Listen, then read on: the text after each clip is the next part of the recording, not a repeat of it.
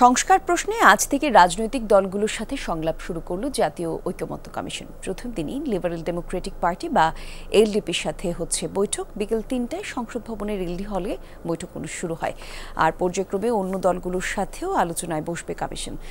আজকের বৈঠকে এলডিপির সভাপতি অবসরপ্রাপ্ত কর্নেল অলি আহমেদের নেতৃত্বে ৬ সদস্যের প্রতিনিধি দল অংশ নিয়েছে। সংস্কার ইস্যুতে ঐকমত্য কমিশনের ১৬৬ সুপারিশের মধ্যে ১২০টিতেই একমত এলডিপি, আর ৪২টিতে সম্মত নয় তারা। এছাড়া দুটির বিষয়ে আংশিক এবং দুটির সুপারিশের ব্যাপারে অস্পষ্টতা রয়েছে জানিয়েছেন অলি আহমদ।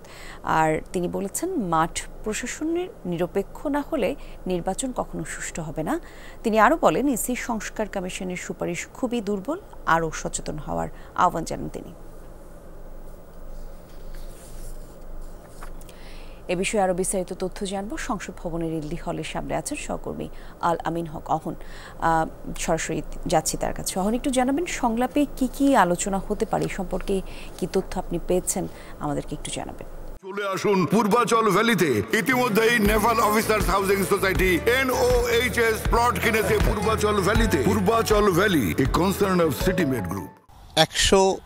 ১৬৬টি যে পয়েন্ট, অর্থাৎ যে বিষয়গুলো উঠে এসেছে তার মধ্যে আপনার কাছ থেকে শুনছিলাম যে ১৪০টি বিষয়ে তারা অন্তত একমত হয়ে গেছেন, ১২০টি বিষয়ে একমত, এবং বাকি বিষয়গুলোতে কোনো দুটিতে অন্তত আংশিক মতামত দিয়েছেন। এই বিষয়গুলোর তাদের মধ্যে আলোচনা হবে। শেষ পর্যন্ত নিশ্চয়ই ঐকমত্য কমিশন চাইবেন অলি আহমেদের যে দল, সেটিকে তাদের যে মতামতগুলো আছে সেই পক্ষে তাদেরকে আনা যায় কিনা, এক ছাতার নিচে আনার জন্যই তো এই সংলাপ চলছে। এবং এই সংলাপ শুরু হলো এলডিপির মধ্য দিয়ে।